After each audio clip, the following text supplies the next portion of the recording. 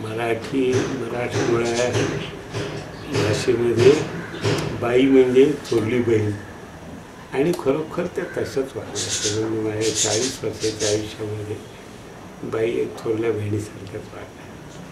माणिनेमधल्या जयश्रीबाई आणि सांगते एका 1 गाव 12 मंडळीच्या तमाशात काम करणारी कलावंतबाई, ह्याच्यामध्ये इतकी भिन्नता आहे की ओळखू येत नाही. इतकं मनस्वीपणे काम करणं हे बाईंच्यामध्ये आहे. 2 प्रकारचे दिग्दर्शक असतात. काही माणसं अभिनय करून दाखवतात आणि काही माणसं त्या घटना सीनमध्ये त्या सगळ्या सीनचा आशय काय आहे हे समजून सांगतात. बाईंच्यामध्ये ती कमाल होती की त्या अभिनय आम्हाला करून दाखवत नव्हता. तेवढा विश्वासही त्यांना वाटत होता की हे व्यवस्थित करतील.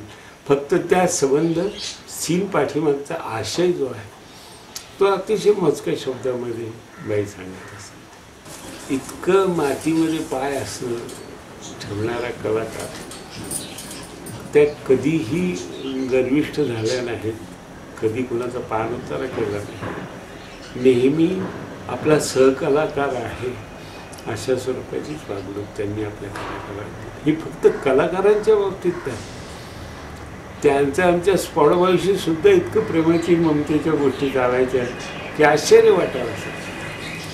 त्या काय कुठल्या चळवळीमध्ये नव्हत्या किंवा काय नव्हतं, परंतु माणसानं माणसाशी कसं वागावं याबद्दलची त्यांची समज ही अतिशय मनस्वी.